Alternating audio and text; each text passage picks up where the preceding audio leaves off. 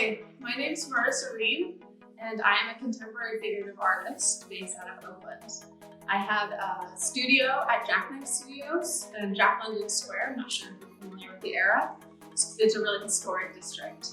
There's about 39 artists in the studio space, and that's a huge part of why I've been able to create such a big body of work. There's about 17 paintings in my show here at the International Art Museum of America. It's called Momentary Captivation. It's on display until December 28th, 2020. So you have plenty of time to come in. I have paintings for sale here, as well as really high quality prints in their gift shop. So plenty of reasons to come.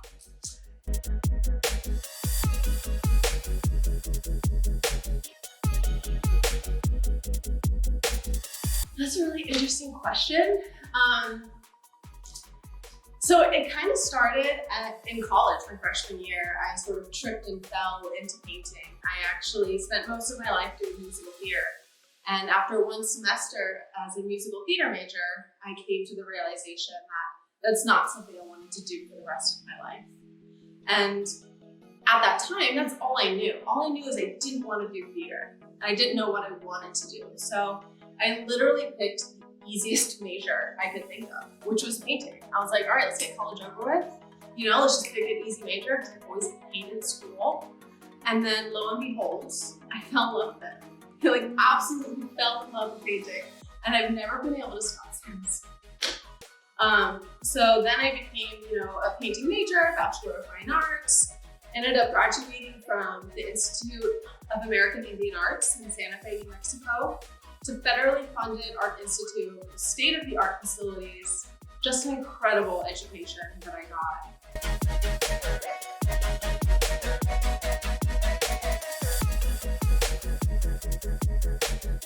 Since then, oh my gosh, I've evolved so much. There's been so many stages. I mean, in the beginning, of college, I was just making marker art, with pens, Sharpies, and paint pens, stuff like that. And then it evolved to woodcuts. I majored as a woodworking and painting major. I was terrified of squares and rectangles for the longest time, and I couldn't paint on them. I had to cut out shapes. I felt like there was so much pressure at the time to fill, a square. Whatever's inside that square has to be on point. Versus if you have a free-form shape, whatever's inside it's like whatever, because you already have such a strong composition, such a big impact. So it took me a really long time to get this courageous. And, it's interesting because this is a totally new style for me, painting street fashion. When I was in college, I was painting very spiritual work and, using bones and like found objects and, making, interaction kind of art. But then after I graduated, I didn't paint for 4 years. So, and I knew that, after 4 years, I was 29 and a half. I was like, oh my God, girl, you're about to turn 30. What are you doing? You know what I mean? Like, cut to the chase. So I finally just took a deep breath, took a gulp and said, pay $375 a month for studio rent and see what happens. Quit complaining, And lo and behold, my whole world blossomed. Working at Jackknife Studios, it's just been literally revolutionary for my own little personal bubble. It's just incredible. And so I knew going in after 4 years of no inspiration, nothing going on, that I needed to pick a theme that I would have so much fun with and that I would never get tired of, because I wanted to create a consistent flow, a consistent body of work for the next 10 years that could all come together and yet be so dynamic and different. That's why I love street fashion, because there's so many colors, there's so many textures, there's so many fabrics, so many different models. How could you ever get bored with that?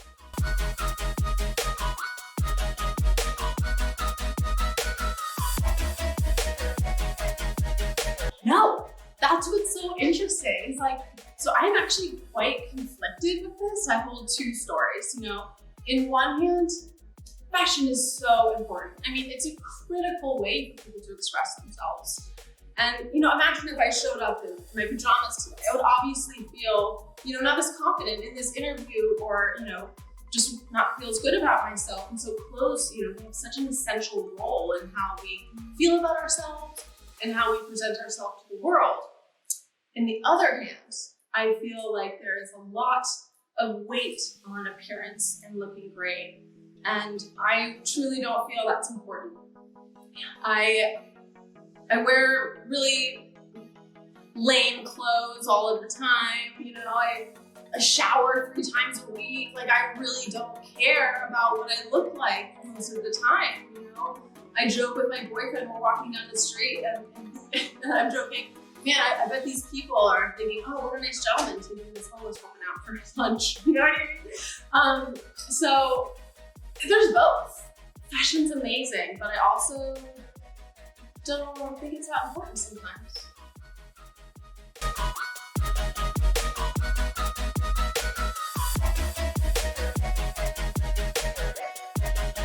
That's a really great question. I feel like the role for artists has been the same for a long time, but it's also changed very recently as well. From the beginning of the 14th century, the Renaissance era, paintings were used as a means to communicate.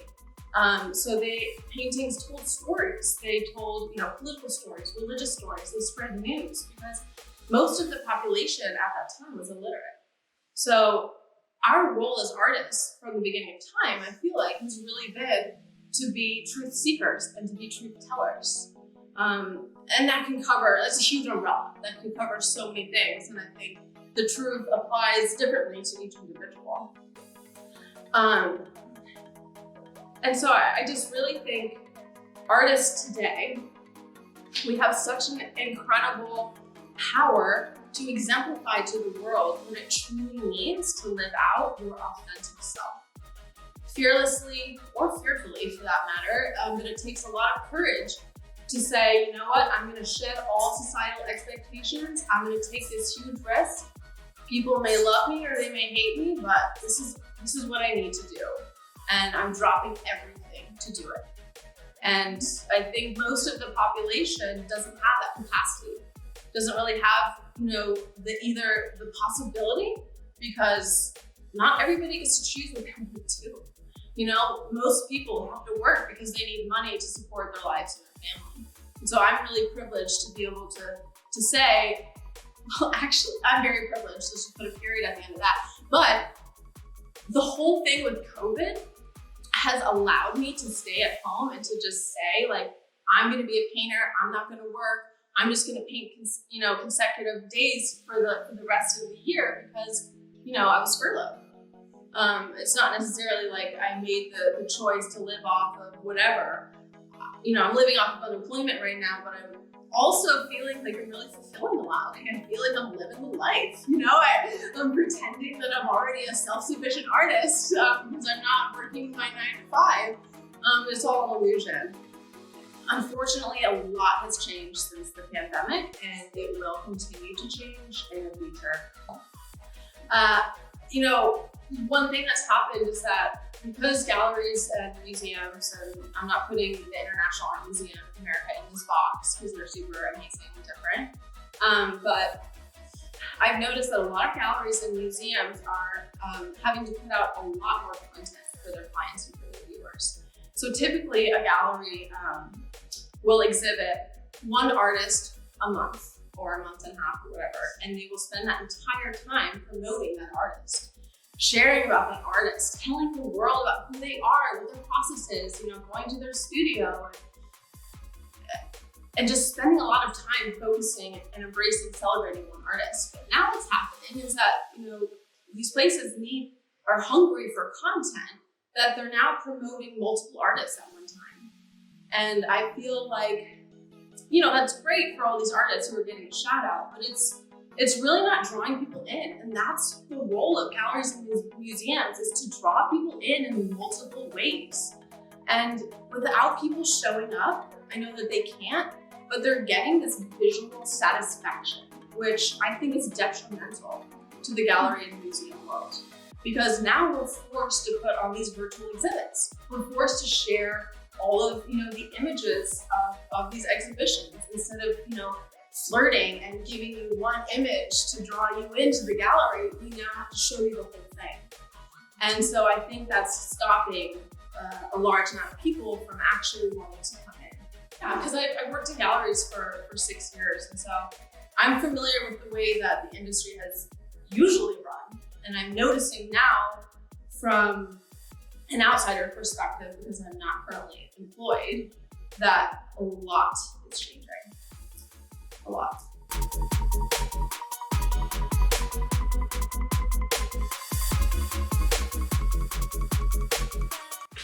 Yeah, that's a great question. There's a lot of elements. So I gather and source all of my imagery from Instagram, literally. So I will just scroll through, find pictures I like, take a screenshot, save them into my archive. I have about 200 images in an archive right now on my computer. So every time I want to start a new painting, I go through all of them and see which one gives me butterflies. I can't choose, let's say 3 images in advance, because by the time I would get to the second or third painting, I might not be into the image anymore, and it would be really hard for me to paint because I wasn't in love with it. So I have to be in love with an image, or like almost in love with an image to paint it. I'm really drawn to certain things. Zoomed in images, cropped glimpses, as you can see. I love I just love painting fabric. So after I choose my imagery, I draw out the composition, and I have a sort of a step process. First, I do an underpainting of neon paint, and then I do layers of dry brushing to map out the shadows and the highlights. And that's sort of like a blueprint for me. And then the top layers, I use a slow dry blending medium, which is a high gloss. It extends drying time up to 40% and adds a transparency to the paint so that I can build up layers of dynamic colors. So I rarely, unless it's like a massive painting, will use actual colors out of a tube. I spend any time between 1 minute and 60 minutes mixing a color that I have in mind. Like the orange in this painting right here, it took me weeks, literally. I mean, I went through so many color options for that background, and I never settled. I never compromise my materials. I will spend money on the highest quality materials because I know that a show like this deserves that. And I want to respect these opportunities and show at this incredible museum with high quality materials, with refined technique, so that it really represents who they are and who I am as well.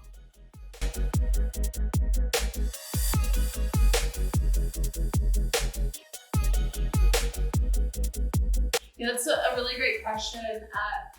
It plays on my first solo show. I had a solo show last year at Jackknife Gallery. It was called Impermanent Fascination, and this is Momentary Captivation. You can see there's a similarity there. And it's really describing how I feel about street fashion. People put on these outfits for 24 hours, or if you're a fashion blogger like a lot of these people, 10 minutes before you put on another one and then take pictures for your fans, right? And so these works of art, these temporary works of art, last for, a little amount of time, but yet I'm so captivated and fascinated by them for those moments. I like to capture these fleeting moments in these paintings. I mean, truly, like, these fashion bloggers these days are incredibly creative. They're not just putting on like willy-nilly outfits. Like, they're really mixing and matching and coming up with really contrasting colors and patterns. And it's just sick, It's awesome. It is very captivating how those two art forms are really coming together through your work. Yeah, I'm glad you see that too.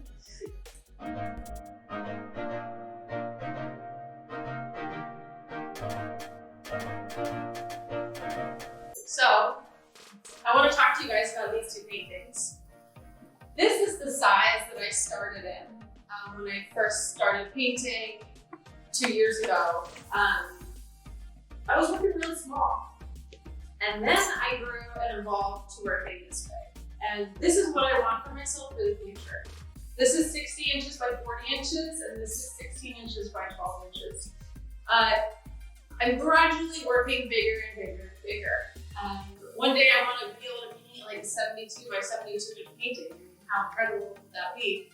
It's really scary going this big. And I gotta tell you, the night I finished it, I was so excited. I was screaming and singing in the car ride home because it's a huge feat. It really is for me personally. This was really fun for me to paint. I rarely do backgrounds, and I just think the fun, Tile 4 adds so much like lunch to this painting. And not one painting, you'll see 2 people in it. This is so different for me, and I want to keep going that direction.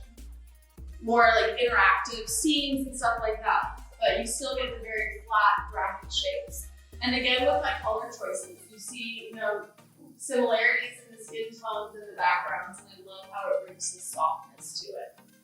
So we have the really smooth cotton texture of the sweatshirt up here. And then of course we have another cotton t-shirt here, but with that sort of vinyl screen printed image on the shirt. And so I had to paint the skin on this face very differently than I painted his skin. This is all dry brush, right? And this is all glazing. And then you get to these pants, and the patterns are so fun. Like how boring it is with just khaki shorts. But the fact that they're leopard and like all of these colors are so like almost clash. That's what I love about it. So I really hope that I paint this big and bigger, and it's just in the next few months. That'd be awesome.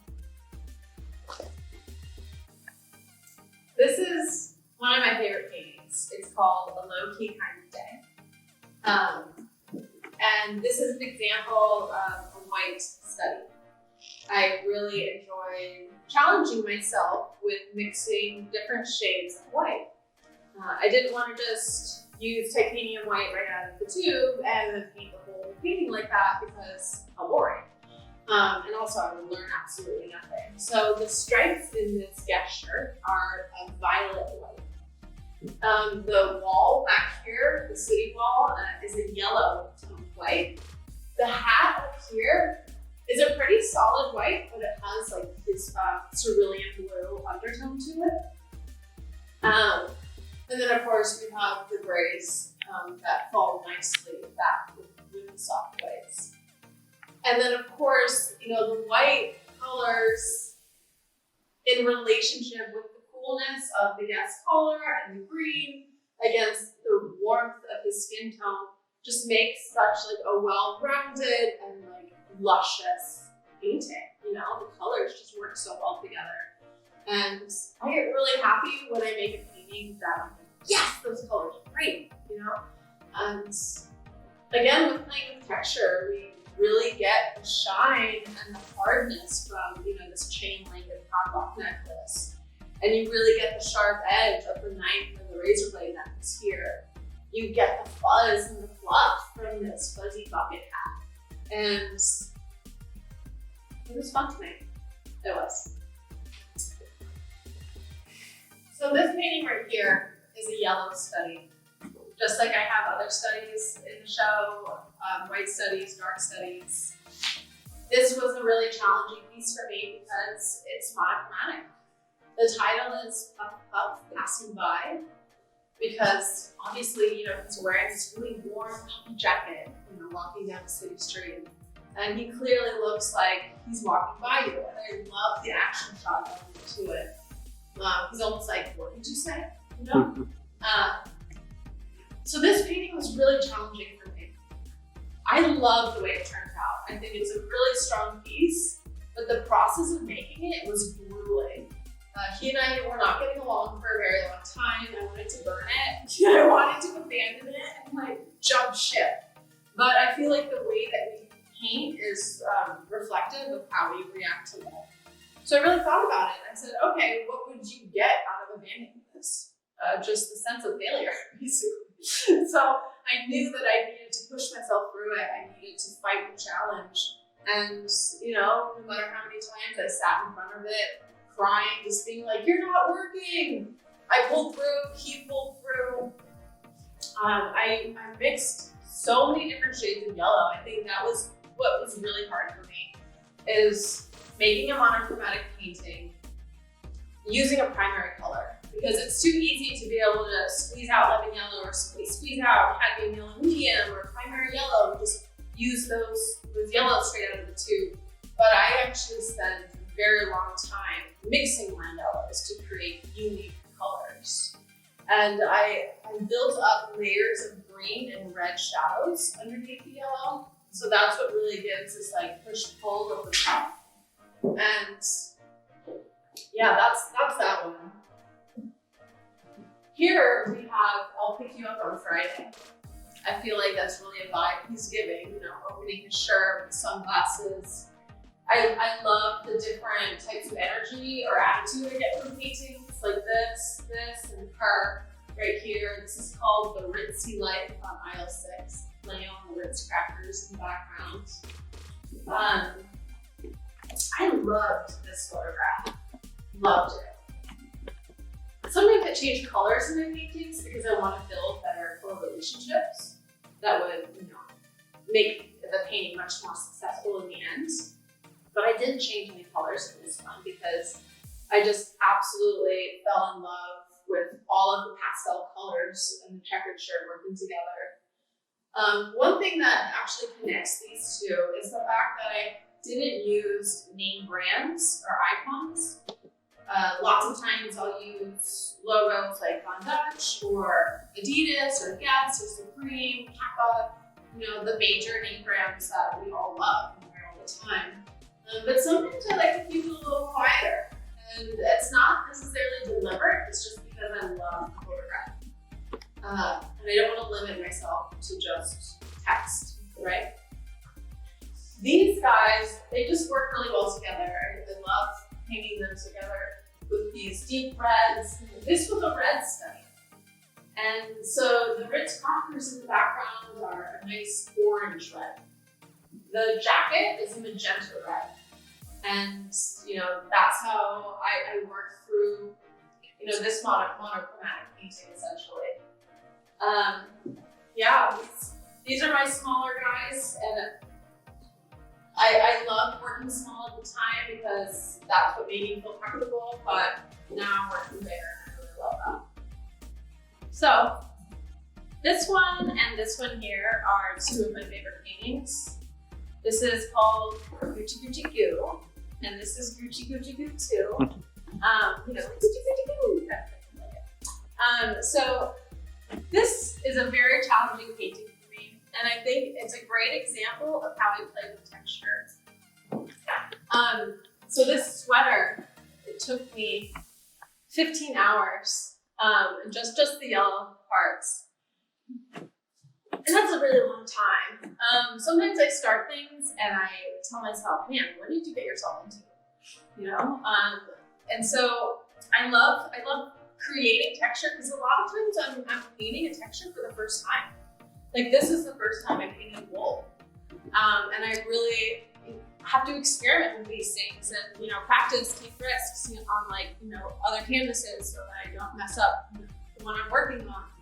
And I love painting jewelry and contrasting those shadows against fabrics.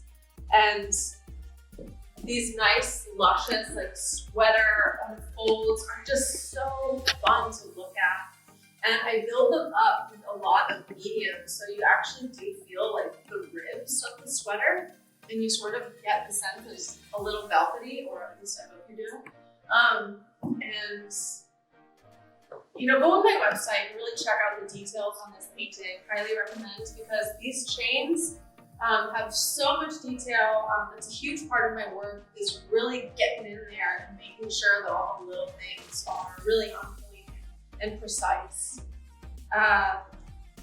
Yeah, this is, and we have this smooth petticoat here, you know, with the smooth pants, and you get this nice, like, you know, gold brass type of belt here. And one of my signature things is juxtaposing these very dynamic textures and fabrics against flat graphic backgrounds. I just love that. You know, I can't explain it. I really love that flatness against the boldness, the dynamicness. I feel that if I did paint a scene in the background, it would detract from the fabric. And that's truly what I'm studying, you know, for the past couple of years is fabric. So yeah, thanks for listening about why I love these paintings.